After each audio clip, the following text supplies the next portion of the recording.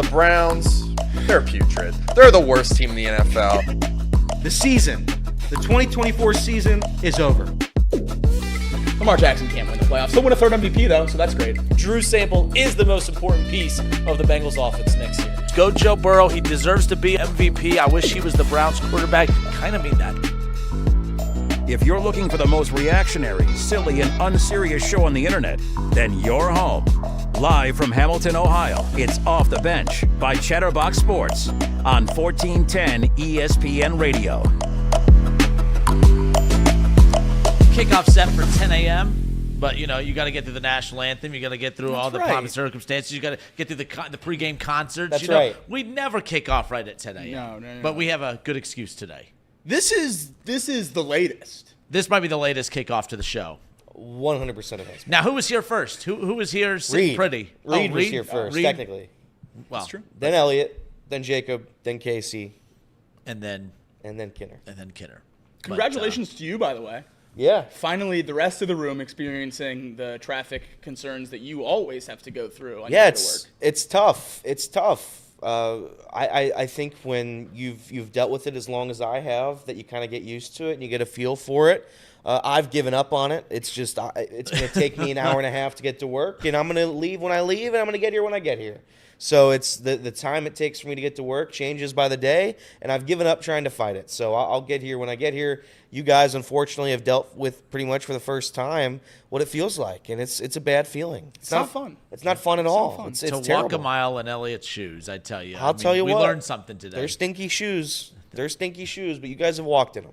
T's and P's. So good for you guys. Yeah, a little traffic we ran into on 129, but the bottom line is we got here. We're ready to roll. That's right. It's Off the Bench, presented by United Dairy Farmers. Happy Friday, everybody. A ton to get into. Final audition weekend for college football before the first college football playoff rankings come out on Tuesday. The trade deadline coming up on Tuesday as well. So you can argue there's a final audition for a lot of players and teams. Again, I think we're going to find out just how for real some of these teams are this weekend. It's not really finding out how for real some of these teams are. It's more just these teams wanting to find out if they're even going to give a damn the rest of the way. Are they going to continue fighting, or are they just going to say, you know what, let's maximize the talent we have on a roster that may not get us to the playoffs, and let's move on from some pieces, try to get some draft capital back and move on from there. But we're going to learn a lot about the Bengals. We learned a lot about the Jets last night. Well, I shouldn't say learned a lot. We didn't learn a lot about the Jets. Learned something. We learned, that they pushed their season back another week. So they're still trying. So...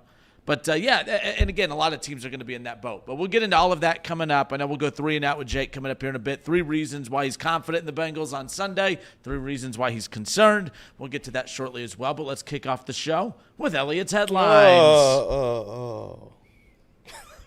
That was the saddest of those sounds. Yeah, I know. Elliott loves There it is. Joey I was waiting for the Votto, sounder. David Bell, and leading off the bench with top headlines.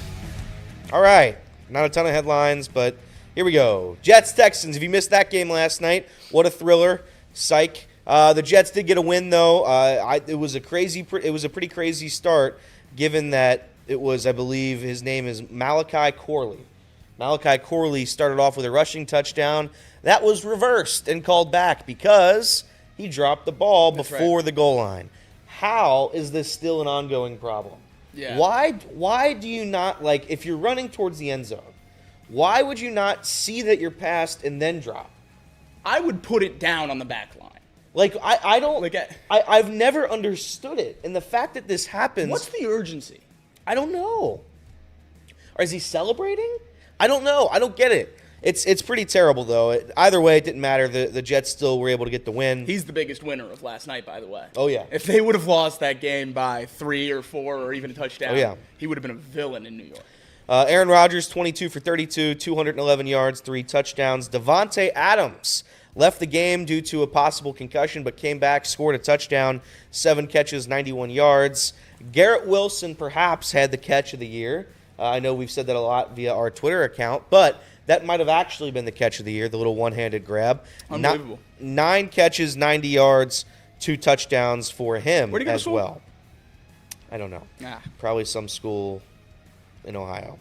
The Texans, on the other hand, Joe Mixon, it was the Joe Mixon show, 24 carries for 106 yards and a touchdown. He didn't really get to run as much as he did in the first half, in the second half, but It was one of the greatest first halves I've seen by a running back. He was absolutely dominant. C.J. Stroud struggled. Woeful game. 11 for 30, 191 yards. Struggled without his number 1 and 2 wide receivers for sure. But Tank Dell did have a good game, 6 for 126. Robert Woods, people forget about Robert Woods. Robert Woods is still here, 2 for 44. And Dalton Schultz, 3 for 21. Nobody else caught a pass. 6 for Tank Dell, 2 for Robert Woods, 3 for Dalton Schultz. Nobody else was involved. 21-13, the final score in New York. Moving on to the NBA, not a ton of scores. I think only 4 games yesterday. But it's of note that Victor Wembanyama, 9 rebounds, 7 assists, 25 points, 5 blocks, and 4 steals. Absolutely incredible performance from Victor Wembanyama. The Spurs win 106-88 over the Jazz. You have the Rockets beating the Mavericks 108-102. The Mavericks fought back a little bit to make that close. The Grizzlies destroyed the Milwaukee Bucks. Destroyed them. 122-99, and the Phoenix Suns came back from, they were down, when I last looked, they were down by a lot. I want to say they were down by almost 20 points. Phoenix Suns win the game 125-119. Kevin Durant didn't attempt a shot in the fourth quarter. Did not attempt a shot in the fourth quarter. How about that? And he was pretty good in the third quarter. I watched the third quarter, then I turned it off. But nonetheless, saying that, that's all for the NBA. In terms of other sporting news, Bob Costas has announced his retirement from Major League Baseball, or from, I think it's just from baseball, right? Yep. That's what we said, just from baseball. So Bob Costas, legend, out of the game. I think he was bullied into that decision. I was going to say, I don't think it's a coincidence that, he was in the news. We were just talking about him not even 2 or 3 weeks ago, as he was a little bit too pro-Yankee in a lot of his calls, and I guess people pushed him out, as you talked about. So, yeah, he was, he just was flat out bullied. But other than that, those are your headlines, unless somebody else has got one. I was looking through headlines this morning. I got nothing. So those are all the headlines I have. So adding just a couple more there. Tyreek Stevenson, he had a bad week. Yep. But apparently he is not expected to start this week, which is a part of his punishment for last week's screw-up. So, Smart. I saw some people asking that they should cut him. The Bears should cut him. He's good. So you can't just cut him. And what does not starting mean? He's a corner. They rotate corners all the time. He's going to play a ton. So, on what, the first couple plays, you're on the sideline, you don't get to hear your name announced as the starting cornerback. Whatever. I think this is just the Bears having to show that they're taking initiative and not just, blowing this off and this, that, and the other. But college football news. Indiana head coach Curt Cignetti announced that quarterback Curtis Rourke will start against Michigan State on Saturday. That's a big deal right there. Again, they were able to get a big win over Washington last weekend with their backup quarterback. But again, they have an opportunity. You beat Michigan State. You're undefeated heading into the college football playoff rankings reveal on Tuesday. I think Indiana, they've worked too hard. They've been such a fun story to lose a game literally right before the rankings reveal, and to not just see their name high up in the rankings would be disappointing.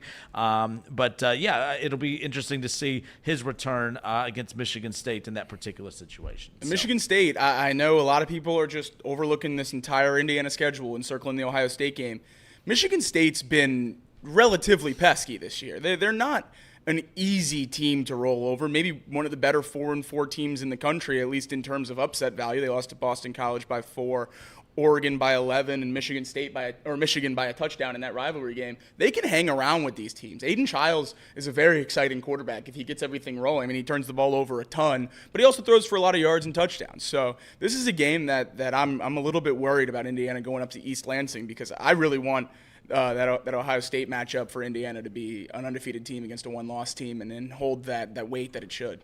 Yeah, Indiana, an 8-point favorite on the road in East Lansing. According to the AP poll, they have them at number 13. Paul Keels, voice of Ohio State, had him on yesterday, and he just could not believe how disrespected Indiana has been throughout this entire process as far as how the AP has viewed them. Anytime you get one of those, look, we see it with Vanderbilt right off the bat. Vanderbilt beats Alabama, they get that instant love. Now, technically, Indiana hasn't beat that Alabama yet, but anytime a lower SEC team sniffs any kind of success, the AP loves propping them up. Yeah. Indiana hasn't been given that same fortune. No, and it's a little bit frustrating, especially as a Big Ten fan. How many times have you seen an undefeated SEC team this far into the season be left outside the top 10. Yeah. It's just not something that happens. And I understand they haven't played a great schedule yet, but there's plenty of teams over the years that have gone undefeated playing not a very good schedule at this point in the season that have been ranked plenty high enough. I think Indiana is definitely being slighted by the committee. There's no reason that they should be ranked 13th behind teams with one loss, especially I keep going back to them every time we talk about the rankings. Notre Dame lost to Northern Illinois. They have a loss, and Indiana does not. And it's not a good loss. Yeah. I don't understand why these teams are ranked above. They were ranked. They're 4-4. Who, Northern Illinois? Yes. Yeah, but they were ranked. They lost to a ranked opponent. No, they didn't. Northern Illinois wasn't ranked in that game. No, They but were ranked the week after. yeah, but that counts.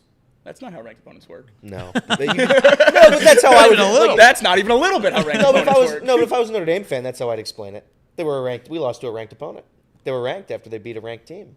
But that is always the big question. Yeah. How do you gauge it? Do you have to wait till I don't want to hear anything about ranked wins or ranked losses until the end of the season when the final rankings come out. Right. Because if it's just based on the final rankings, was that, if they crack their way into the top 25, how will that all pan out? But you mentioned the Jets score. The Jets, that was an ugly game. Second half turned it on. Aaron Rodgers was atrocious in the first half and dominant. All three of his touchdowns coming in the second half. Obviously, him connecting with Garrett Wilson was kind of a fun connection to see between those two. Devontae Adams, as you mentioned, comes back into the game, catches a touchdown, of course. But most importantly for the Chargers, that jumps them right back up into the conversation. 3-6 on the season. Cincinnati 3-5. Colts 4-4, Chargers 4-3. Those are all the teams that they're battling it out with for that final spot. But again, did you see anything from the Jets last night that, as a Bengals fan, assuming you guys win on Sunday, now knowing the Jets are a team you're still battling it out with, anything about the Jets still concern you at this point? Because on paper, we've really propped this team up all season. On the field, outside of that second half last night, they have not looked good this season. I absolutely am worried about the Jets. I know a lot of people aren't, but that's 16 catches for 180 yards from Garrett Wilson and Devontae Adams. There's not a better receiving duo in the league than those two at this point if they're playing at that level. And Aaron Rodgers in the second half looked like Aaron Rodgers, and then that is a scary, scary sight for any other AFC team in that wild card hunt. And the other reason I'm scared about the Jets is, have you looked at that schedule? They can rip off some wins here. You got Cardinals, Colts, Seahawks, Dolphins, Jaguars, Rams. Then you end Bills, Dolphins, AFC East matchups. This team can rip off some wins. And I just don't know if you need more than 9 to get in. I think the Jets could absolutely get in. I'm not scared of the Jets at all. Even yesterday, that was their best performance seemingly all season long. And it was they scored 21 points. So I'm not concerned. Aaron Rodgers threw for 210 yards, 3 touchdowns. Good for Aaron Rodgers. First good game of the year. But can you bet on them to be that consistent all year long? No, you cannot. So we'll see what happens. I will say Jacob's right. They do have the best 1-2 in the NFL. Bengals, Jets. Who's the better team right now? Bengals. Bengals are the better team. I might say this Jets. isn't me. I think I'm the not Jets saying defense Jets, is better than the Bengals. I think the Bengals scare more people than the Jets. I don't think Aaron Rodgers scares people anymore. No, you're definitely right about that. And I think Burrow is still the number one piece that has people worried about afraid of the Bengals. They don't look at a 3-5 team coming up on their schedule. They look at Joe Burrow coming up on their schedule. Yeah. And although I don't think he's played great over the last 3 weeks, it's still Joe Burrow at any point and on any week he can pop off and have a Joe Burrow game. And I think that's the concern. But the Jets, from a complete team standpoint, Aaron Rodgers still has shown flashes of being really good. We saw how great he was in the second half. They can run the football. They have elite pass catchers, and we're seeing, of course, watching right now, Wilson just continue to evolve as an elite pass catcher. And then the defense, I would still pick the Bengals over the Jets, but I think the Jets might be a better complete team right now. But I don't think a lot of people are going to put money on the Jets over the Bengals. No, I certainly wouldn't, but I think I agree if you just go strictly position by position. Their run game's better. Their receivers are on par. Their O-line is certainly close. The defense is no question better. I don't know. It's tough when you break it down because I would certainly pick the Bengals if the two played each other. We got a better kicker. Yeah. Zerline stinks. Well, Riley Patterson now. Oh, is it Riley Patterson? Yeah, he doinked his first extra point in. What a doink. Anyways, off the bench, presented by United Dairy Farmers. Justin Kenner, Casey McAllister, Elliot Rearing, and Jacob Tissett with you here. 1410 ESPN Radio and Chatterbox Sports on YouTube. Let's talk little Bengals and Raiders. We got 3 and out coming up around the corner. We'll also give you our NFL picks for Week 9. Of course, the trade deadline coming up, so a lot on the line this weekend in the NFL. Let's talk a little Cincinnati Bengals when we come back.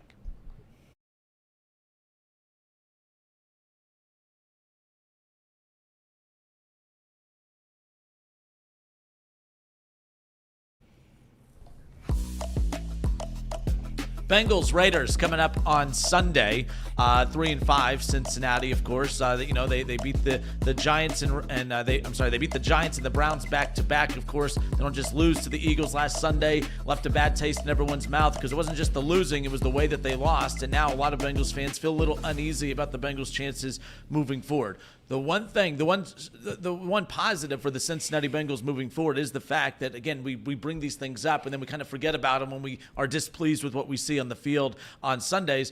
The schedule is a schedule that they are better than the majority of the teams that they're going to be playing moving forward. And I've said before, too, I think the one reason that a lot of people aren't going to enjoy the rest of the season for the Bengals, even if they do start winning football games, is because they're not going to win football games the way that you anticipated them winning football games coming in. This was a team that was viewed as a Super Bowl contender coming into the season. They don't look like a Super Bowl contender, and I don't think they're going to look like a Super Bowl contender moving forward, but they're still good enough to win football games. I think that's why every time they've won, we've come in, there's just kind of they won, but they didn't look like – you're always going to be holding them to the standard that you had for them coming into the season. The problem is, even if they do start winning games, I don't see them living up to or looking like that standard that you had set for them. But that doesn't matter right now because at 3-5, a win this weekend puts you back to within a game of 500 and keeps you in the hunt. At a certain point, you could either sulk in the fact that this team's not the team you thought coming in or get excited for the opportunity that still presents itself. 0-3, 1-4 to start, or 1-3 to start, and this team still has about as good a shot as anybody in the bottom of those standings to get one of those final 3 playoff spots. I said it last night on Chatterbox Bengals, now available everywhere you listen to podcasts, that this is the biggest game left on the Bengals schedule. And I know everyone's circling the Ravens game next week on Thursday Night Football. I think this is the biggest one because of exactly what you said. All these wins against lackluster teams, the Bengals haven't looked like the team we expected them to be. This is their last chance while they're still in that playoff mix to play a lackluster team and look like a dominant team. Prove to this fan base, prove to that locker room, prove to this coaching staff that championship contender is still in there somewhere. Because this Raiders team is not good by any metric, and we'll get to that in 3 and out. There's a lot of reasons why I'm optimistic about winning this game because the Raiders don't do much well. If the Bengals can't take advantage of this matchup on Sunday, I'm going to have to relook at this schedule and see what teams we can beat. And I mean that even if we beat them the way we beat the Giants or the Browns. This offense needs to look much better against a poor defense and against an offense that shouldn't be on the field very often. I know this defense hasn't looked great all season long, but against these poor teams, they've looked pretty good. They need to do the same thing on Sunday. They need to continue to prove that they're not a part of this bottom group. At worst, they're part of that second-to-last group in the AFC. Continue to take care of the bottom dwellers in the AFC. That's the only chance you have, and this is their last chance while still in the mix to prove that they're dominant against that group. I think it's about resetting your expectations. And again, I talked about it yesterday on Chatterbox Bengals, but we have these sky-high expectations coming into every season, and you're so disappointed when you don't hit them, when you don't reach your goals. The Super Bowl, I hate to say it, it was lightning in a bottle. You caught lightning in a bottle, and it took you all the way there. I'm not saying it's impossible to get back, but you can't expect, in my opinion, to go to the Super Bowl every single year. We had back-to-back AFC championship games. That's great. But now you have to reset that expectation because for back-to-back seasons now, that team just hasn't been there. This hasn't been the Super Bowl team. This hasn't been the back-to-back AFC championship teams. I know injuries has played a rather large part as to why the Bengals have been unable to figure it out. But we're not that Super Bowl team anymore. We're not. So let's reset that expectation. And if you remember the Super Bowl year, we weren't a Super Bowl team that year. That's why Reed always says it was so good, is because the Bengals win total, I'm pretty sure, was 6 games that year, over under 6 wins. And they went on and got to a Super Bowl somehow. You snuck into the playoffs and you go to the Super Bowl. That's what I think we have to kind of revert back to. We've been spoiled with the back-to-back AFC championship games as fans. And now it's, all right, I want more, I want more, I want more. And I understand wanting that. I understand having that feeling when you have Joe Burrow as your quarterback. But the Bengals this season haven't been even remotely close to a Super Bowl caliber roster, a Super Bowl caliber team. The defense is woeful. The special teams unit's woeful. The offense is fine on occasion. That's what we have. So let's reset the expectations. Let's go week by week. And let's just maybe try to sneak into the playoffs. Because as we've seen, if you're able to just get to late January football, anything can happen. You can make a run in the postseason. We've seen it because the Bengals have done it. So let's wipe away the Super Bowl expectations and just expect the Bengals to go out and compete against the I almost did. I did what you did yesterday against the Las Vegas Raiders. So again, coming into Sunday, this is the biggest game of the season until next week when that game's the biggest game of the season. And then the week after that's the biggest game of the season. And then you keep going down the line until either the Bengals are serviceable and in the playoffs or they're really bad and the season's done. But that's the mentality I have, at least as a Bengals fan. Yeah, again, just that the expectations coming in has ruined the entire season because this is still a good football team. This is a football team that can still win games. But even when you win, if it doesn't look like the product that you anticipated coming in, where the defense is improved, where the run game is significantly improved, where the offensive line is good, where Joe Burrow and Jamar Chase and T. Higgins are just dominating teams all over. We saw glimpses of that early. Some of that's faded away a bit. Obviously, no T. Higgins last week, and it doesn't look likely that he'll play this coming up week. But, yeah, and I like how you said that. To enjoy the rest of the season, Bengals fans have to reset their expectations. You can't continuously look at this team based on the standard that you had set for them coming in. You kind of have to reevaluate who they are, what their identity is, what their strengths and weaknesses are, and that's how you need to evaluate this team moving forward. But, Casey, I know that's hard for a Bengals fan like you that thought that this team was one of the best in football. I don't know if they're one of the best in football right now, but they're still good enough to win a lot of games. How do you reset your evaluation and reset your expectations based on what we've seen thus far? I'm going to kind of use maybe an adage that Jacob used earlier that maybe went under the radar a little bit. The window is already closed. It's time to punch in a new window. It's time to build that new window. And hopefully we started this year, right, and building that window. I think that's how you have to look at it and go forward with those expectations, is that 2-3 year period that we had, that window's closed. It's time to start building a new team with new faces and new stars. Of course, we're going to have familiar faces like Joe and Jamar. But for the most part, we're going to have to build a whole new team that is Super Bowl caliber ready. And hopefully we started this year in that process. So that's how I have to look at it. I know that the expectations were certainly Super Bowl or bust. But even if you looked at last year with Joe Burrow and the crew, and I know we went on that crazy run. We beat the Bills by a lot. We beat the 49ers by a lot. We were on a roll in the Ravens. We were still 5-4 at that point. So we weren't, by any stretch of the imagination, some dominant team in the NFL last year. So you could already see the decline from what we were a season ago. So I think that the expectations moving forward should be, let's punch in a new window. Let's get some new faces in this building that can help us win some football games. One thing last night with the Texans game, and I feel like it's going to be the case every time the Texans play, and Joe Mixon has a good game. Are you guys tired of that yet? What's more annoying, the Jesse Bates reminders or the Joe Mixon reminders? Which one? And it's twofold, but which one are you tired of being thrown in your face every time? The Jesse Bates reminders get under my skin way more because I miss him and I love him, and I don't know that it's positional. I miss him and I love him, and I don't know if the positional value contract is what it is, but that's strictly what we're debating with Jesse Bates, is whether you pay his position that much money. It's not anything about longevity or where he ranks in the league or whether he'd be able to do it here. We know he'd be able to do that here. He did it here. So losing Jesse Bates, it hurts way more than me. Joe Mixon had 25 carries last night. That doesn't happen in Cincinnati. I think the people that point to his production in Houston and say we need that in Cincinnati didn't watch the Bengals for the last 5 years, or they forgot, because that is not the kind of system we run, and we obviously see that these two running backs don't work in this system either. So maybe it's a system issue.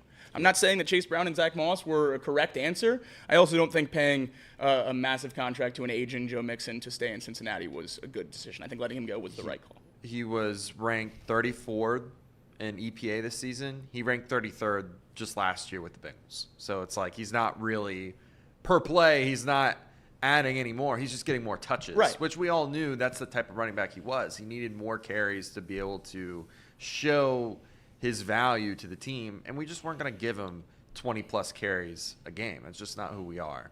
I wish we were that type of team a little bit. I wish we were under center a little bit more, because I think Joe Burrow is good enough to allow you to have that style and still be very, very effective. But again, it goes back to that argument that we had before with Joe Burrow. He never gets those opportunities to shine when it matters most. So that system just wasn't going to work in this Cincinnati era at the moment. I mean, I'm happy for Joe Mixon too. Like he's found a new home. He's got a new long-term contract in Houston. For me, Jesse Bates gets way under my skin more than Joe Mixon by far. Yeah, I agree 100% with these guys. He's 28 years old. You're not paying a running back $10 million or whatever it would have been to keep Joe Mixon here. The way you can do that is if you have an elite quarterback on a rookie contract. Correct. So so we were on the precipice of paying Jamar Chase. Didn't happen, but that's something we had to work with. Are we going to re-sign T. Higgins? I don't know, but we've got about like 7 different guys that I'd rather pay money to than Joe Mixon. And this is where the argument that these guys make all the time is how valuable are running backs when you're going down the line. Unless you have the top running back in the world and you have an offense that, like the Titans 5 years ago, where that's how they move the football, there's no really need to pay a running back. Kareem Hunt has been unemployed all year. Yeah. Their running back goes down. Isaiah Pacheco goes down, who, by the way, again, was a late draft pick. And then you find a way to utilize Kareem Hunt to be a top 5 running back in the NFL. So we can just it's the same song and dance over and over again. You don't need to pay Joe Mixon. You don't need to. It's a system issue for the Bengals. They don't run the ball. They don't run the ball under center. And our running backs pay for it. That's what it is. Chase Brown's more than explosive enough in the 49ers offense to be the number 1 running back in that system. I have no doubt in my mind. It's the Bengals system. It's the Bengals offensive line. It's the Bengals that are the reason that these running backs don't work out. It's not the running backs. The Bengals have 12 explosive rushes this year through 8 weeks. They had 9 last year. Their rushing offense has gotten more explosive since moving off of Joe Mixon, and that's the plan for it. And Chase Brown, I think he ranks like 16th in the league in EPA at the running back position. So, I mean, we're getting more value from Chase Brown than we did Joe Mixon. I also think something, and I always harp on the system and that it wouldn't work here because he doesn't get the same amount of touches. The other thing that's going on this season that I think it is important to credit, Joe Mixon's just playing better. Yeah, he is. In 2023, he had 2.5 yards after contact. This year, 3.5. Missed tackles forced per attempt in 2023, 0.12. Missed tackles forced per attempt this year, 0.18. Joe Mixon's just playing better football this year. And maybe that's what happens when you're a competitor and you feel like you're still in your prime and you get cut from a team and sent somewhere else. You get a little fire lit under you and you play a little bit better. I think that's happening like the security too. Absolutely. Because last year having to take that pay cut to stay in Cincinnati. No question about it. Everyone was doing I remember Icky got mad when he was on the show with me because Icky tried to say he was a great leader, taking less money to stay. And I said, well, hold on, Icky, because at the end of the day, it was either take less money or we're going to cut you because they couldn't afford to pay him that full contract that he had heading into the year. I'm here to defend the Bengals, not on the system that they run.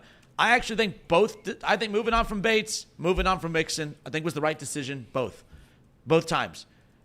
Teams who have elite, high-paid quarterbacks don't have the highest-paid safeties in football. They just don't. That right. when you start prioritizing where you're going to allocate your dollars, do you want an elite safety? Yes, but the Bengals made the right decision to move on from Bates and try to replace him in the draft. And we've talked about this a lot.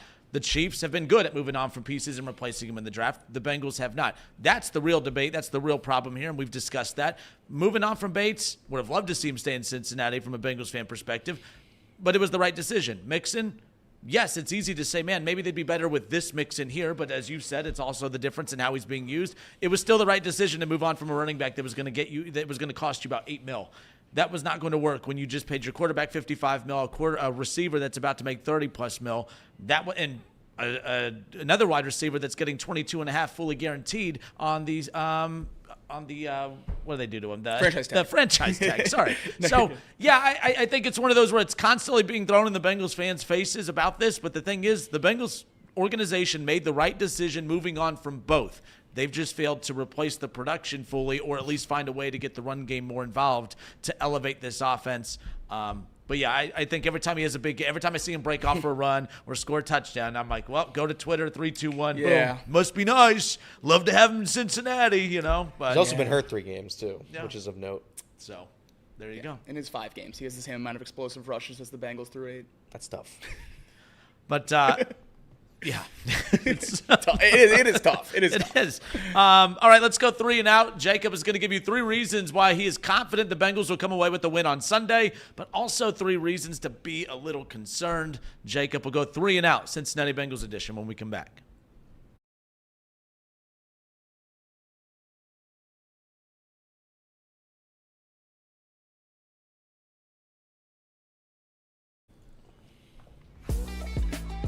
Justin Kinner, Casey McAllister, Elliot Rearing, Jacob Tissett with you here. Happy Friday, everybody. Thank you for being patient. We got off to a little bit of a late start today. A little traffic jam on 129. Not for the people on the radio, though. We're on time for them. We are on time for them. That is true. So we're just for the people on our YouTube. Yeah.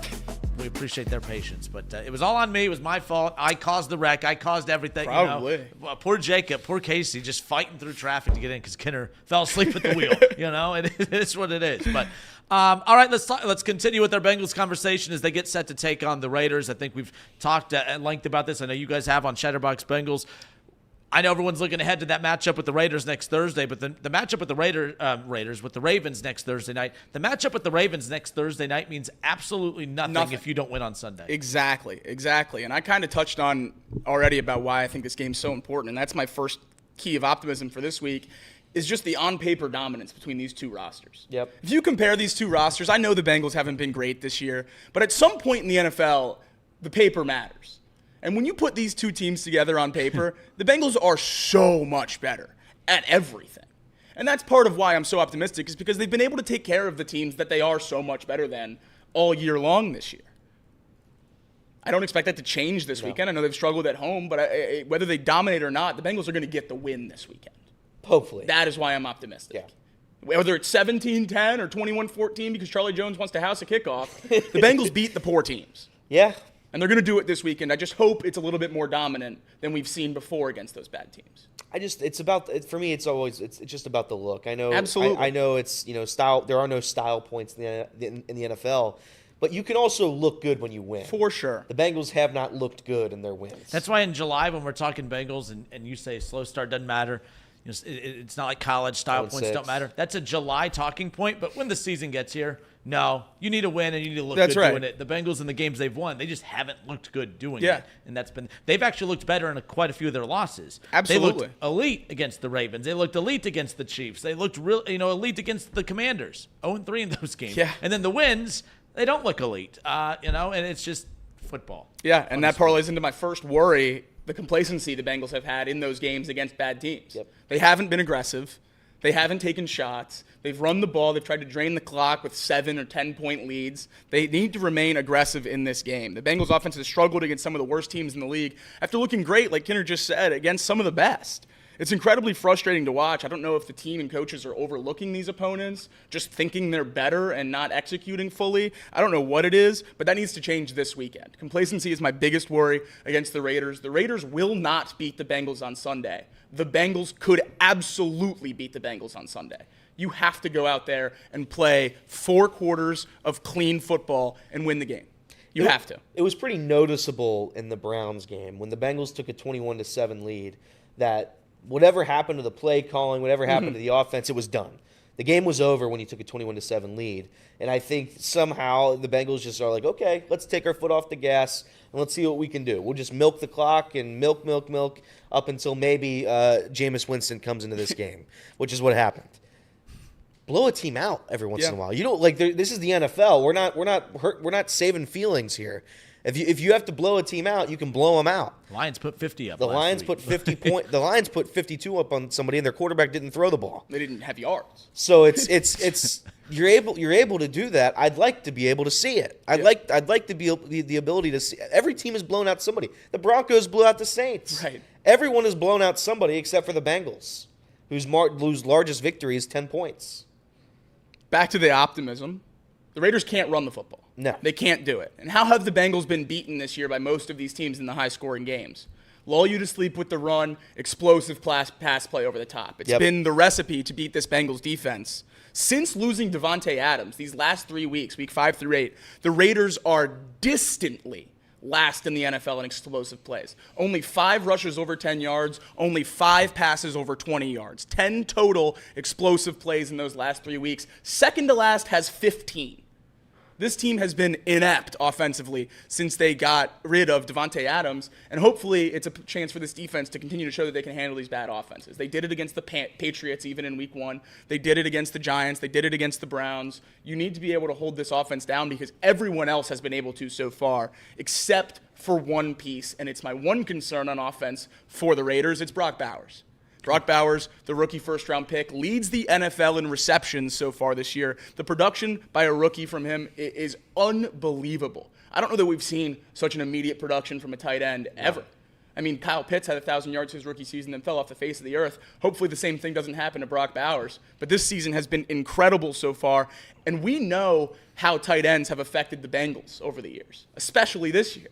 How many tight ends did the Ravens have that made impact plays? 3? 4. Yeah, Charlie Kolar, Isaiah Some guy Likely, named Mark Kovar Andrews. came Yeah, in the game. exactly. Tight ends have destroyed the Bengals for years, and now we're playing against a team that's really their only option now. Jacoby Myers has been banged up for weeks. No Devontae Adams, obviously.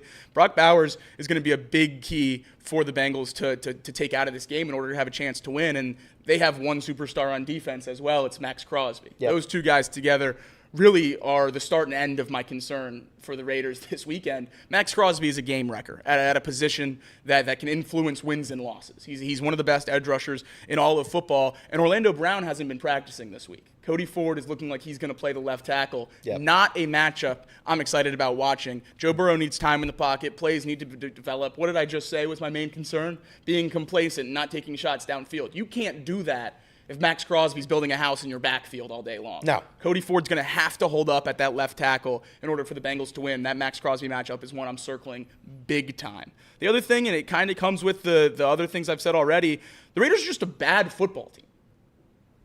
They don't do anything well. They're one of the worst teams in the league, and it hasn't been pretty when the Bengals have played these teams, and they need to be able to dominate. But, again, you can't talk about worries for this game without talking about 0-4 at home.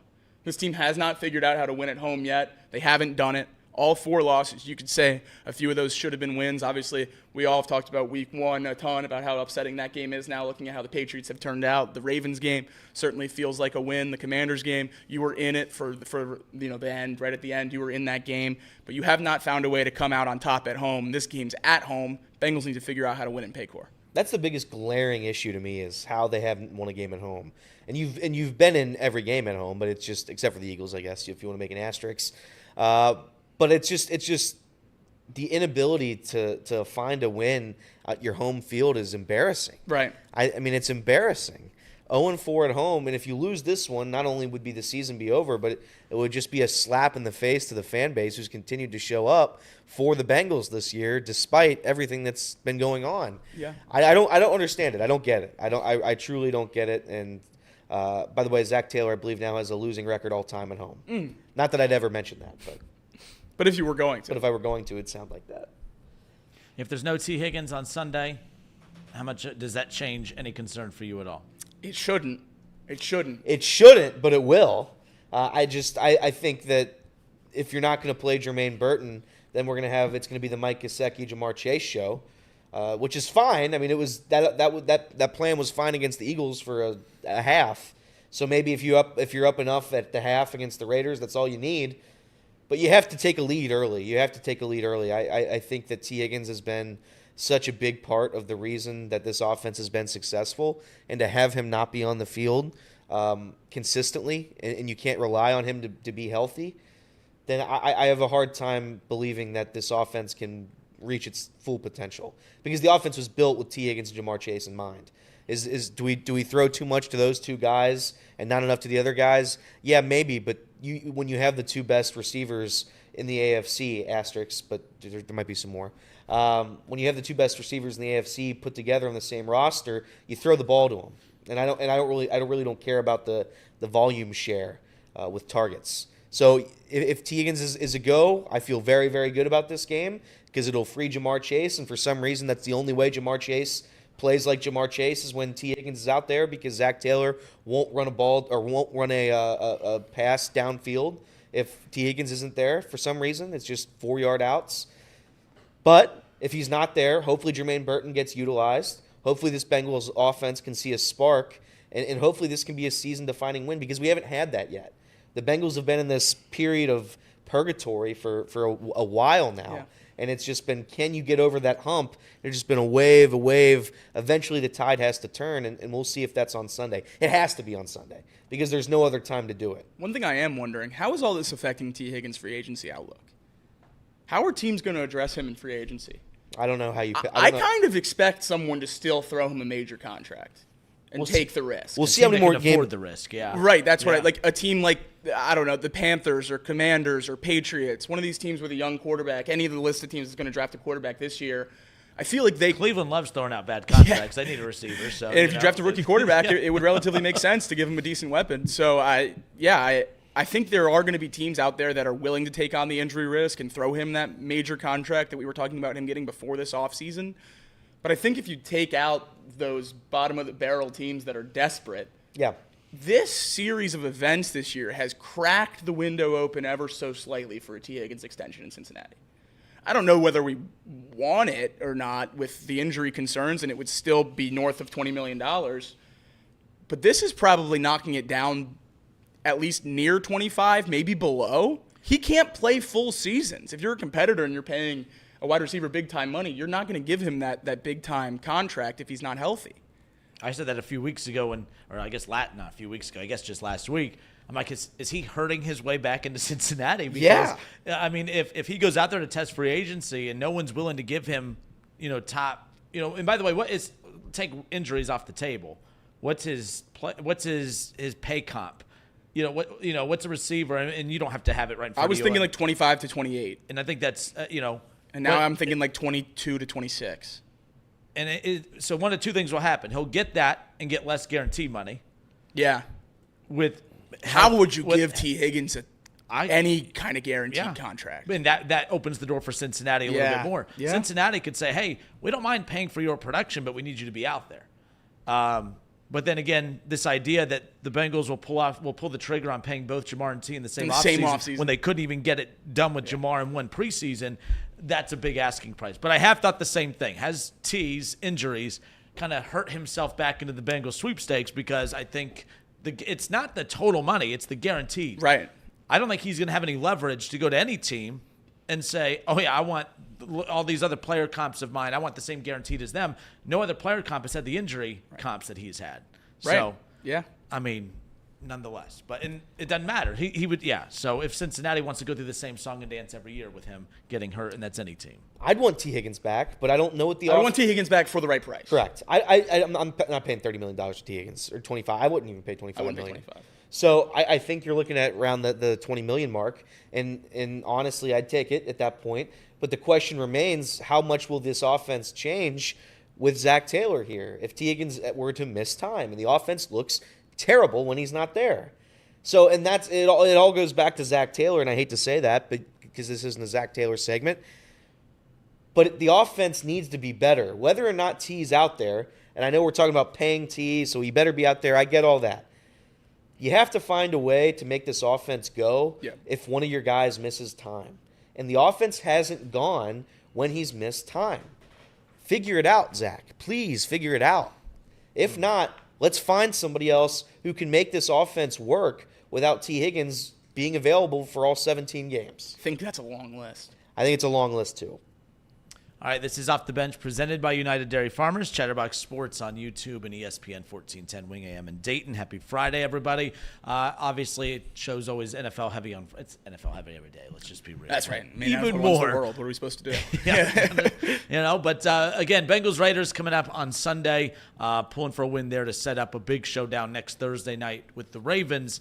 But that game means absolutely nothing if you lose to the Raiders on Sunday. So, we're pulling for that one, no doubt. But all right, we'll step away for a few moments. We'll get into our Week 9 NFL picks. It's the final weekend of games before the trade deadline coming up on Tuesday. ESPN's Mike Tannenbaum threw out a trade scenario of one of those who says no. I love the who says no because usually everyone says no. And this is one that if they do offer this, I'd be like, yes, do it. Okay. It involves Myles Garrett with the Browns. It's an insane amount. You're sending Myles Garrett? For what Mike Tannenbaum's dumb enough to put on this, yes. All right. This is a ridiculous amount that he says that the Lions should offer for Myles Garrett. And I love Myles Garrett. But let's get to that when we come back. More Off the Bench next.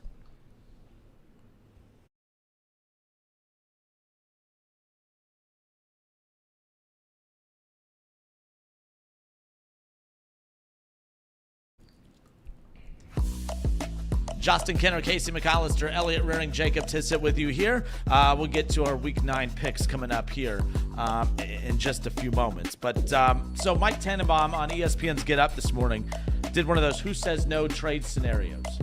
Involves the Lions and the Browns. And the Lions, we know right now, I mean, I have them. To me, I like them over the Chiefs right now, as wild as that sounds. I know the Chiefs are undefeated, but I think the Lions have played the most consistent football from week 1 to now.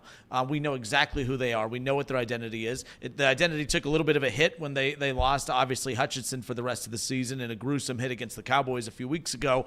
And that's why every week they're involved in so many trade scenarios out there. But I think the Lions and Browns ultimately make a move. I think if the Browns lose Sunday, I do believe that they will move on from one of their pass rushers, and I don't think it's Myles Garrett. I think it's going to be Zadarius Smith, and I think he is going to be a Detroit Lion if they lose on Sunday. But Mike Tannenbaum says, who says no to this trade scenario right here?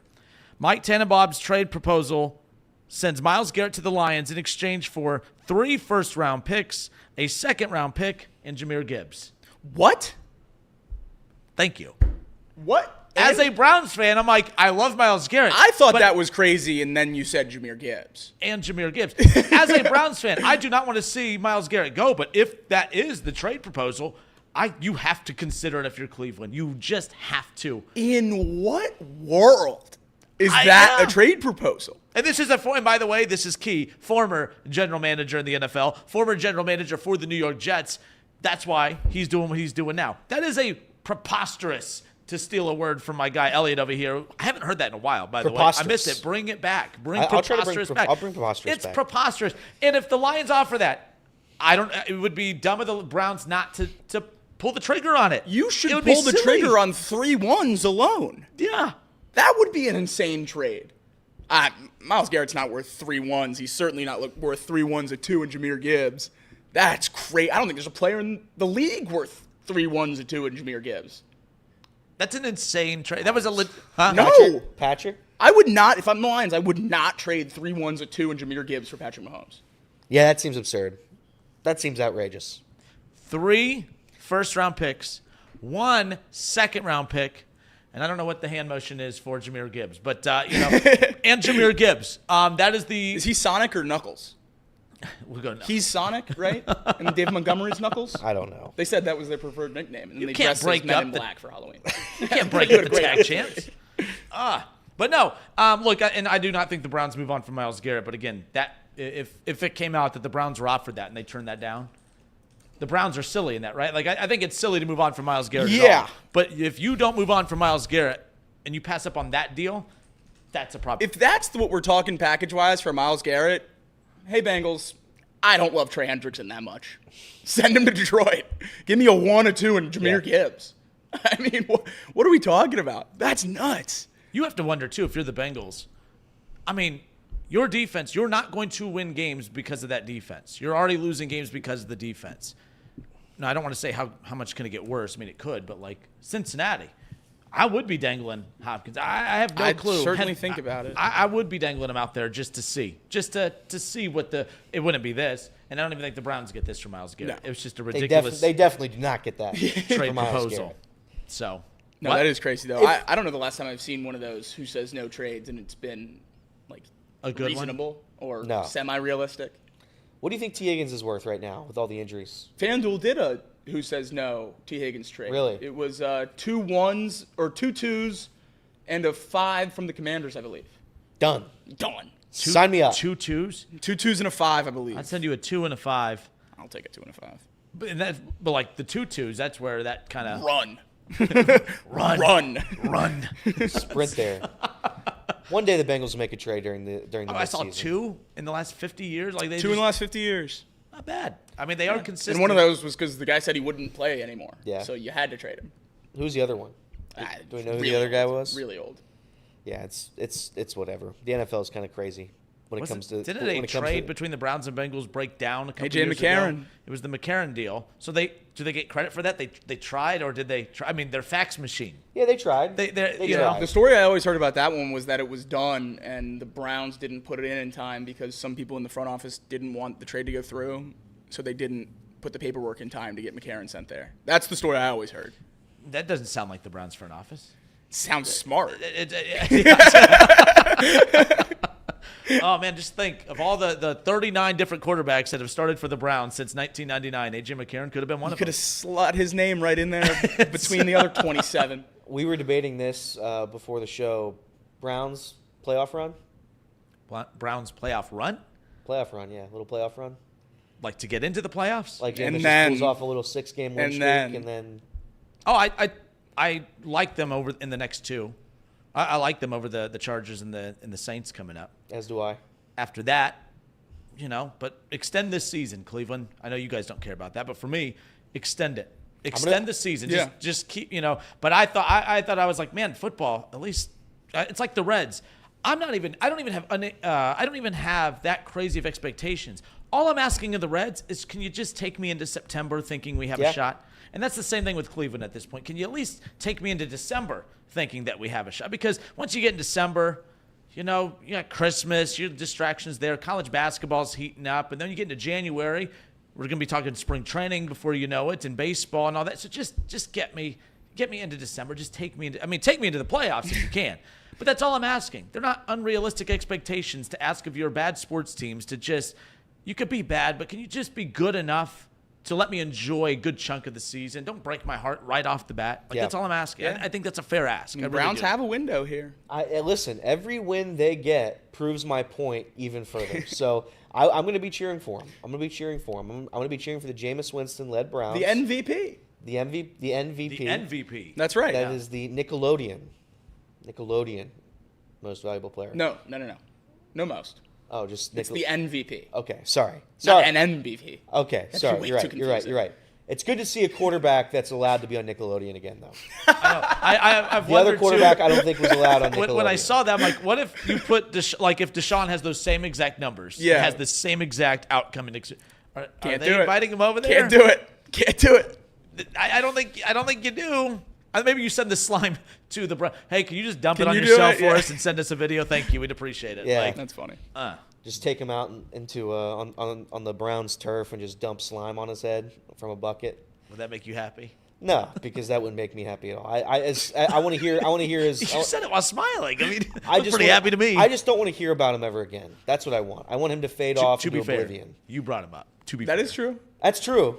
I think he usually does. I'm usually More the times It's usually the one than that not. brings usually And the then only you get me in person. trouble with That's the right. chat. Kinner's talking to Deshaun again. This is a great NFL pick segment. Oh, this was an NFL pick segment, was it? Yeah, It was. It's one of our 6 segments. Oh, okay. It's All one right. of our Well, then 6. can When did pick. we can start pick. this? I'm sorry. We No, can no, pick. no, no, no. We're too late now. I was What- saying it was a great NFL pick segment. But what time did we start? What time did we start this segment? We have like 3 minutes left in the segment. Well, let's filibuster, dude. Let's filibuster. Let's see. Who you voting for on Tuesday? Oh, we know who Elliot's voting for. Do we? Do we know that? Put in the poll. Who's Elliot voting for? I don't know. Chili Stein. Dun, dun, dun, dun, dun, dun, dun, That's dun, right. dun, I might dun, vote for dun. Jill Stein.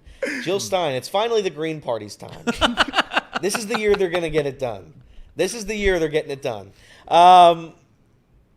No, I will say yesterday I was watching some of the and I hate to change the subject like this.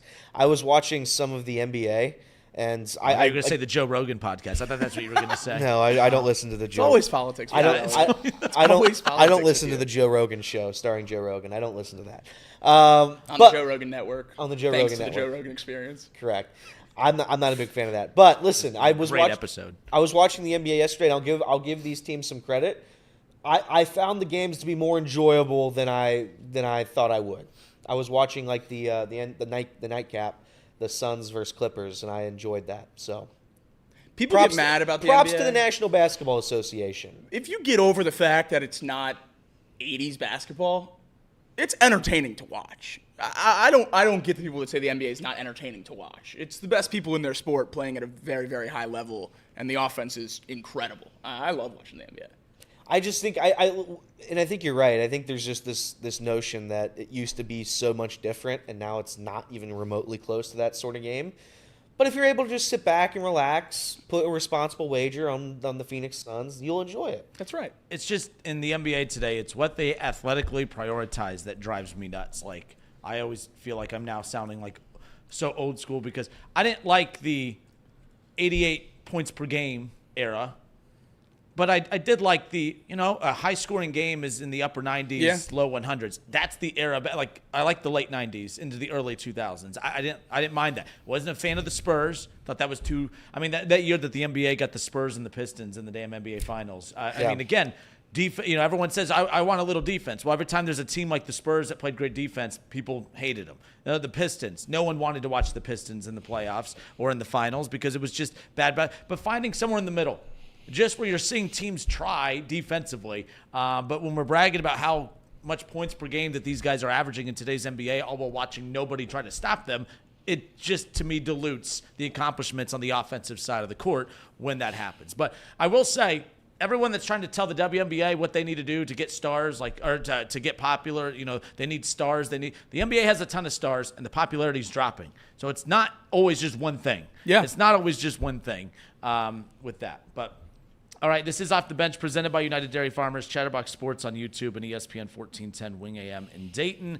Justin Kinner, Casey McAllister, Elliot Ruring, Jacob Tissett. Now we will get to our Week 9 NFL picks maybe when we come back. As a cherry on top, Elliot will tell you who he's voting for at the end of the show. Don't go anywhere. But you said...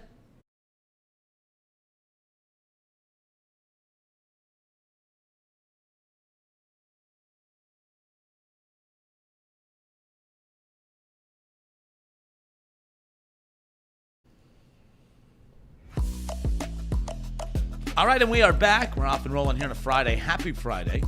Off the Bench, presented by United Dairy Farmers. Justin Kinner, Elliot Rearing, Casey McAllister, Jacob Tissett. No idea why I changed up the name order there, but hey, we did it. We did it, baby. I didn't confuse the names. There we go.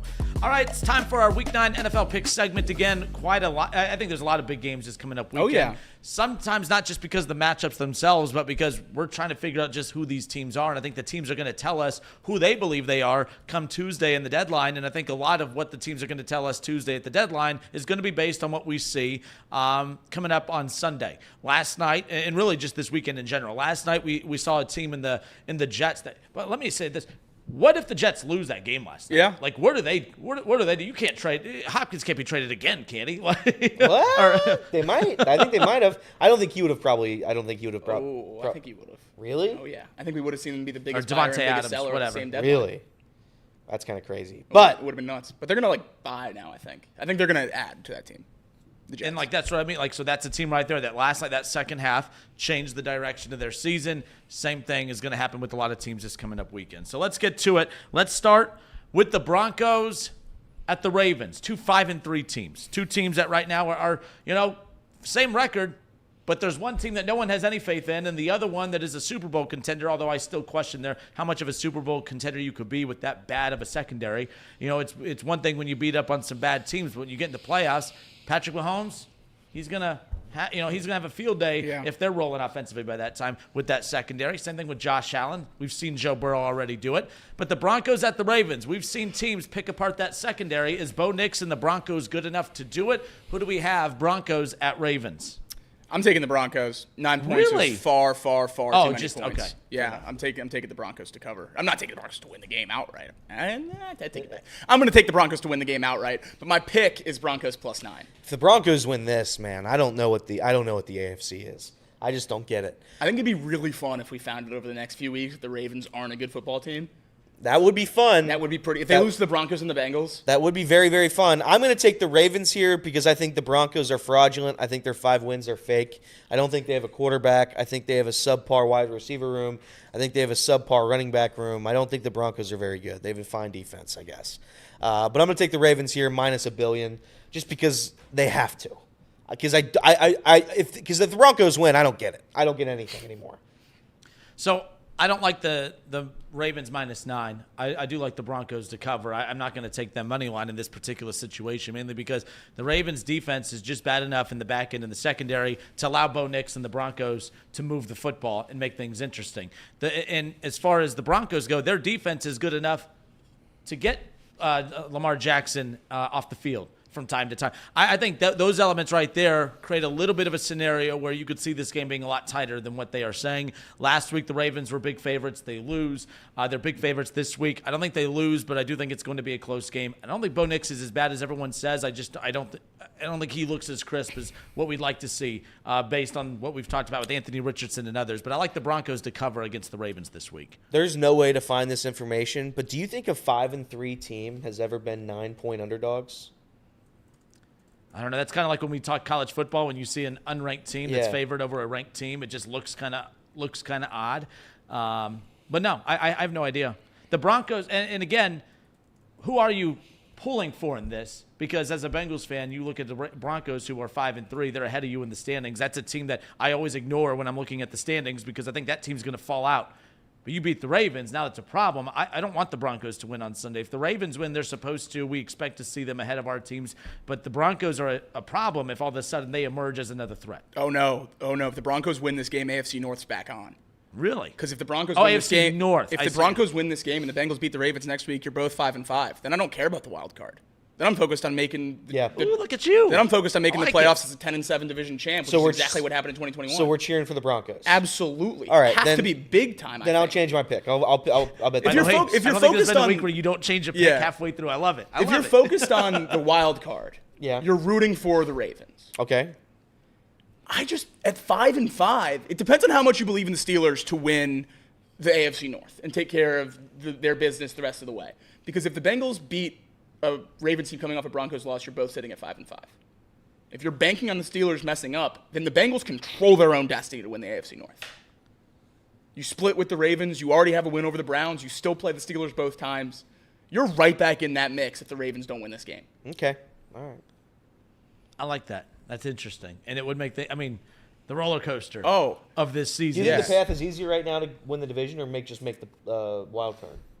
I think the path is easier to make the wild card because I think it's a big ask to say the Broncos are going to beat the Ravens this week. Okay. I think if the Broncos beat the Ravens this week, it's easier to get in with winning the division Yeah. because they'll be 6-3. That's why I'm sure the Steelers hate their bye week placement. I think the Steelers hate where they're at bye week wise because I think if they see the Ravens lose, like I wonder if the Steelers know exactly who they are. I think they like what they've seen the last 2 weeks, but let's not discount the fact that you beat the Jets and the Giants. You beat two bad football teams, so it's not as if you've beat these true contenders that you feel confident in. You might run into the Jets in the playoffs, but they haven't beat a team yet with this Russell Wilson-led team that they could feel confident about, but they do feel confident because all they do is win, and they have a really, really good defense. But yeah, them having a bye week is interesting. But we'll continue on. More Week 9 picks. NFC side, the Lions are 2.5-point favorites. They're on the road at Lambeau, at Green Bay. This division's been fun as hell to watch all season, no doubt. But the Lions at the Packers. Lions a 2.5-point favorite. Who you got? I'm going to take the Packers. I'm going to take the Packers just because I don't think the Packers will win. Jordan Love is still questionable, I believe. I believe so. So we'll see what happens. If it's Malik Willis, then I would bet my life on the Lions. But Malik Willis has been fine this season. He's been better than he certainly was in Tennessee. I just don't think the Packers should be 2.5-point dogs here. I think that it should be more. I think that spread should be bigger, which is I'm trying to just outsmart Vegas, which never works well for me. So I'm going to take the Packers here while also fully believing the Lions win this game and win it by 15 points because I think the Lions are far and away the best team in the NFL at this very moment. I'm in the exact opposite boat of you. I'm taking the Lions because I think Jordan Love's going to play. Really? Okay. If Malik Willis plays, I'm taking the Packers. Oh, But as of right what now, a wild I'm place taking to the be. Lions. Okay. Matt LaFleur dumbs down that offense exponentially when Malik Willis comes in. Yeah. He makes it very, very easy to run. It's not even close to the same play calls he has when Jordan Love's in there. And I think that's why it's working. They have such a young receiving core, a first-year running back in that system. It might just be easier to operate that way with a little bit simpler of an offense. I'm taking the Lions if Love plays because also it's a groin injury. He'll be banged up, probably can't move a whole lot. I like the Lions in this regardless of who's at quarterback for the Packers, but you're right. I was listening to them talk about, of course, Willis right now with Green Bay, like kind of a feel-good story there. Again, another quarterback that many people had given up on, and now all of a sudden, under the right tutelage, under the right coach and the right system, all of a sudden looks like a guy that could play at a decent level in the National Football League. But I like the Lions. Like I said, Chiefs, everyone's talking about them. They're at the top of everyone's power rankings, but I think the Lions have been the best, most consistent team from week 1 to now, and a chance to, separate themselves from a very good Packers team, take advantage of an opportunity where they're a little banged up at quarterback. I like the Lions in this one. All right, continuing on, again, more Week 9 NFL picks. I really like this one. Now, the Rams, -1 on the road at the Seahawks. Now, the Rams really like what we saw last week. I really liked how they looked last week with Puka, and, of course, you get Kupp and then Matthew Stafford. And, you had Cooper, Kupp, and Stafford were involved in some potential trade scenarios. One of those scenarios, sending Matthew Stafford to the Vikings, the team that they beat last week on Thursday Night Football. But now back to more question marks because Puka Nacua is banged up. He had a leg injury in practice recently. So now I like the Rams in that division. I like the Rams when you have Puka Nacua and Cooper Kupp. But again, they just can't keep both of those receivers on the field at the same time. I mean, that might be arguably the best 1-2 punch right up there with Jamar Chase and T. Higgins. That 1-2 punch always impacted by injuries as well. But, man, I just don't look at the Rams the same with only Cooper Kupp and no Puka Nacua. I would take the Rams if both were healthy and both ready to go, but I think the Seahawks get a big win as a 1-point dog at home with the Rams in town. I'm taking the Seahawks in this one as well. I think they're going to be able to run the ball basically at will against this Rams team. Yep. I think Kenneth Walker's going to have a huge day, and when he gets tired, you're going to see Charbonnet have a huge day. I just don't have a whole lot of faith in the front seven of this Rams defense against the Seahawks offense. If Puka does play, maybe that changes things. The Seahawks secondary has been pretty good this year, so I don't know how much that'll change, but with him being banged up, the unreliability of a lot of pieces on that Rams offense, I'm going to take Seattle. Uh-oh. That means we're all taking Seattle? Let's go! Well, that means I'm going to have to switch to the Rams. Go, Rams, go. I don't think the Rams win this game. I was on the Seahawks. I think the Seahawks are better than most people expect. I think they're a frisky little wild card team that might walk away with a playoff victory. They will not. There's no world, there's no scenario where that team can win 2 playoff games, but they could certainly win 1. So I'm going to take, my initial pick is the Seahawks, but I'm going to go Rams because everybody else has Seahawks. Casey, just for my sake, what would you have voted there? I would have voted Rams. Okay, well then I'm back on the Seahawks. Even without Puka Nacua, I don't look. It's a close game no matter what. I just feel more confident in the Rams if they have Puka Nacua, but you still absolutely you're still higher up on the Rams than the Seahawks. That's your boy Gino. Yeah, I mean I have confidence that Puka will still end up playing. I don't think that knee injury is as big of a deal as people are thinking it'll be, but he'll definitely be in there. I also like it's just is he Puka? Huh? He'll definitely be in there. It's just is he Puka? Yeah, but he was being had limited snaps versus the Vikings, and he still went off. For sure. I think that him being out there is a huge difference, but I also think that it's going to be a close game regardless if Puka's out there or not. And I don't know. I just think I like the Rams. I think I like Matthew Stafford and Cooper Kupp a lot. So per source, Puka should be fine. Per source. Yeah, he's going to play this week. Yeah. In that division, 4-4 Cardinals, 4-4 Niners, 4-4 Seahawks, and 3-4 Rams at this point. A win for either of those teams is huge.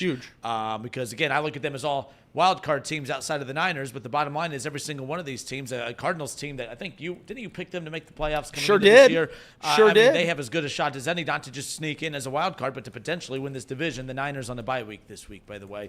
So keep that in mind. The NFC West can get really interesting after this weekend. All right, we'll wrap up the rest of our NFL Week 9 picks when we come back. What do we have coming? Oh, yeah, the Colts at the Vikings. That's going to that'll be a fun one to pick. Dolphins at Bills. The Dolphins playing for their season this coming up weekend. Chargers at Browns and Raiders at Bengals. We'll wrap up our Week 9 NFL picks when we come back.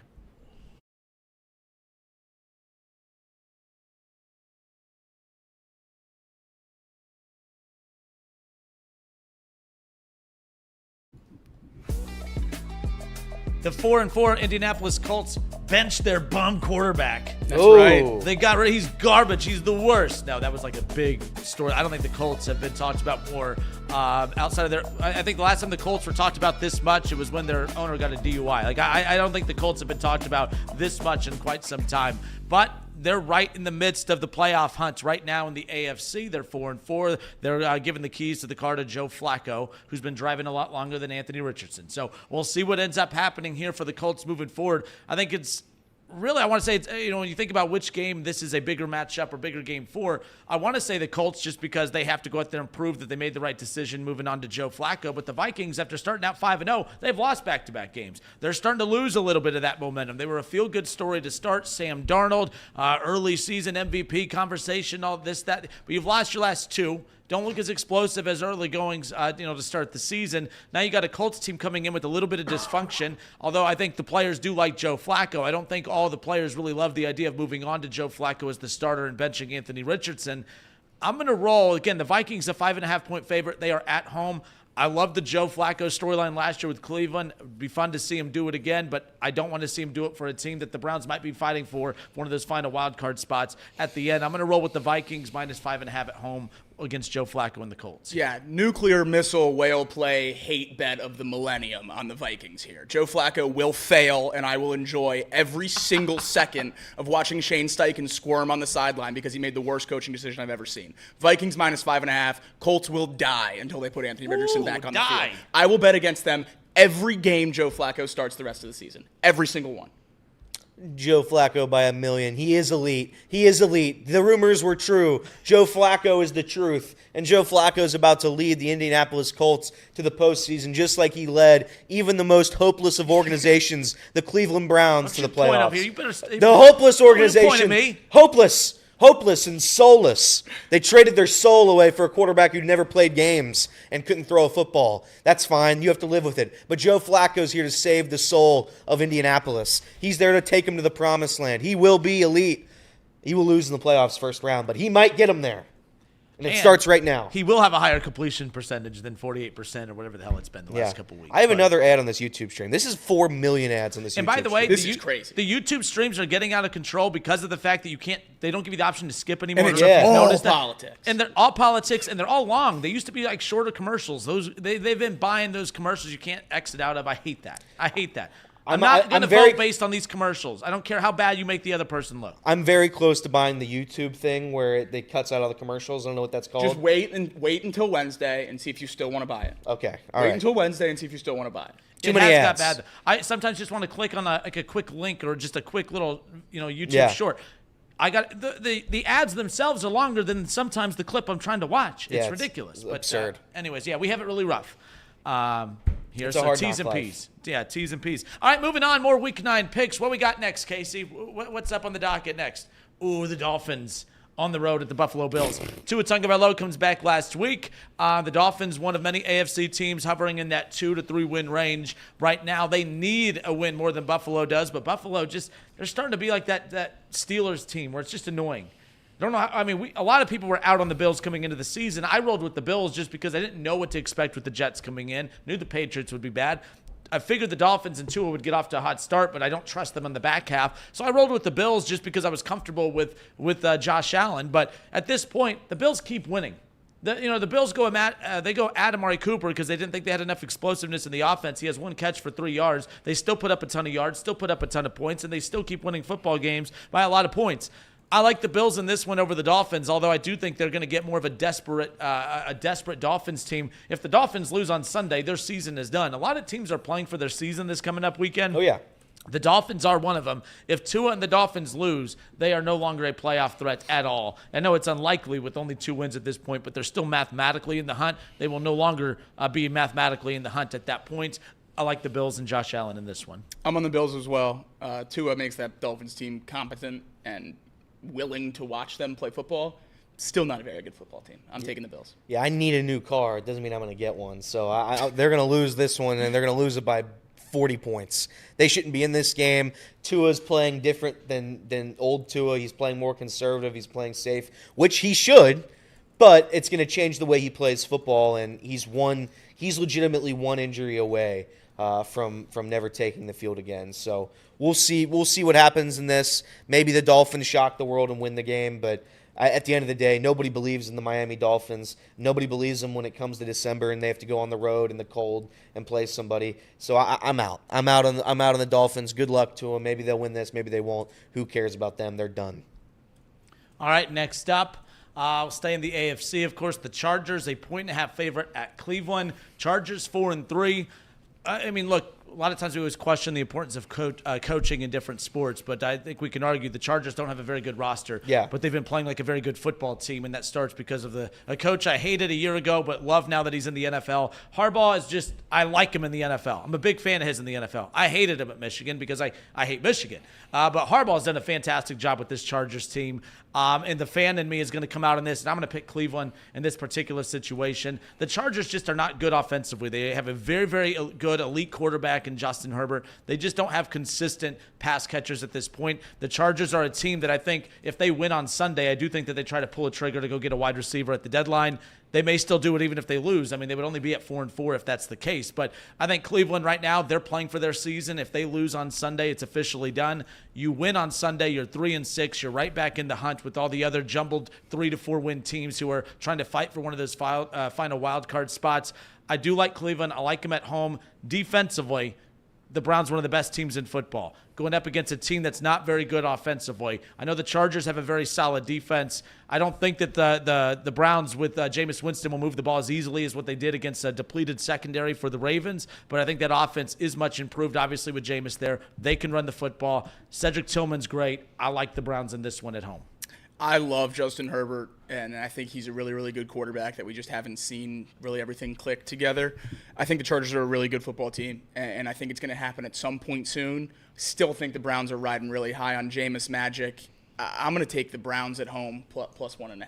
I think Jameis is playing at a really high level right now, and he's not going to make mistakes yet. He has to build you up to a point where his mistakes can actually hurt you.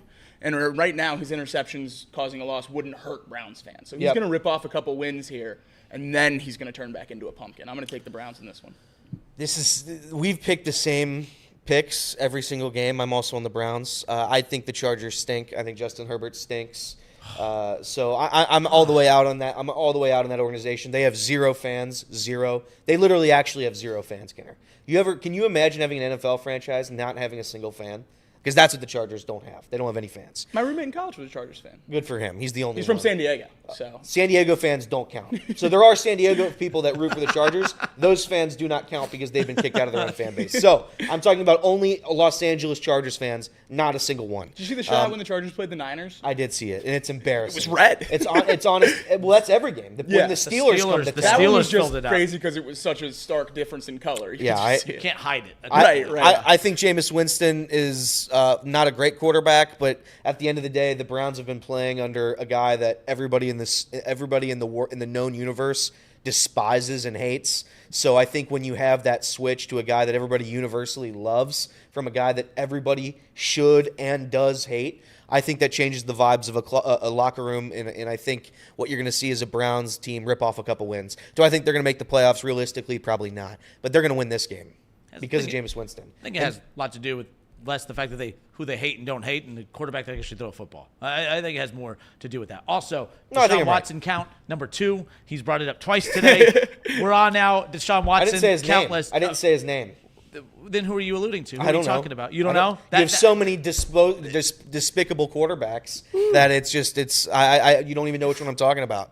It's true. I mean, 1 of 39. That's right. 39 different quarterbacks since 1999. All right, last but certainly not least, the Cincinnati Bengals at home welcoming in the Raiders. Calling. Raiders at Bengals. Bengals a 7-point favorite. They have yet to pick up a win at home this season. Here they come. But we heard Jacob earlier list all the reasons why the Bengals are going to win this football game. I know you listed 3 reasons why they could lose. I just think that this is you should not lose this game. You like Joe Burrow and Jamar Chase, even if there's no T. Higgins out there. I still think that those two alone, they're just too good to lose a game against a team like the Raiders that does not have a quarterback. They don't have a functional offense at this point. I know about the strengths with Crosby, and Crosby might get to Burrow on less than a handful of occasions. But at the end of the day, the Raiders just aren't very good defensively. They're not good offensively. The Bengals are the better team. I know everyone's down on them. They don't look like the Super Bowl caliber team that everyone thought coming in. This is still a good football team, and they're way better than the Raiders. I got to roll with the Bengals in this one. I will bet on the Bengals as long as there's air in my lungs and blood pumping through my heart. So I'm picking the Bengals -7. It's in his heart. I'm going to take the Raiders because the Bengals should win this game by 75, and I'm going to try to reverse jinx it. That's a reverse jinx bet. I like your game plan. I mean, I have to do strategy. it. Do you actually put the money on these flip picks? Or do you just do it for the No, graphic? sometimes I do. I won't do it on this Okay. specific thing, but I'll say it right here so we don't see all Bengals there. There you go.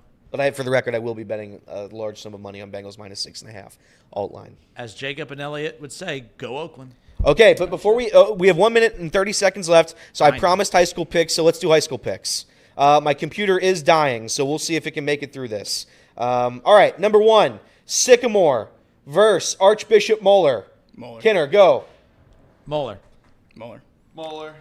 I'm going to pick the Fighting Sycamores. You said tit. Lakota East versus West Claremont. East. Claremont. East. I don't even know who the higher seed is. I don't care about either of these teams, so I'll take East. Princeton school. versus Fairfield. Fairfield. A tough 4-13 matchup. I'm going to take the Fighting Fairfields. Princeton. Fairfield stinks. Let's go with Princeton. Hamilton. The Hamilton Ohio's. They're taking on Oak Hills. Oak Hills versus Hamilton. As an Elder fan, I've seen enough Oak Hills football to last me a lifetime, and boy, are they terrible. So I'm going to take Hamilton, baby. Hometown. I bought donuts from a local donut shop here in Hamilton, and Reed said I was an official Hamiltonian now, so I got to go with Hamilton. you go. I can't not go with the hometown team there. There you go. Okay, we have Lakota West versus Walnut Hills. It's a 2 versus 15. I'm going to take the 2 seed Lakota West. West. Universal West, we have Mason, the 10 seed, taking on Elder. Mason. Mason. Take it back. No. Mason. Take it back. I don't do your bits in this segment. Elder. What do you mean the bits in this segment? What do you mean the bits? There's no bits here. I'm just reading them off. We have Winton Woods versus Little Miami. Don't know who Little Miami is, so we'll take the other team. If they were big Miami, I'd go. But Correct. Little Miami, I'm not a little Miami. I'm a big Miami guy. I'm gonna go with Winton Woods. And that's it. That's it. We're out of time. Thank you, everybody, for tuning in. This has been Off the Bench, presented by United Dairy Farmers. Justin Kinner, Casey McAllister, Elliot Rearing, Jacob Tissett. Have a great weekend. Box We'll be lunch back coming up. Not on Monday, but on Tuesday. That's right. No show Monday. Busy day on Monday. Chatterbox Bengals Sunday. Tune in. There you go. Have a good weekend, everybody.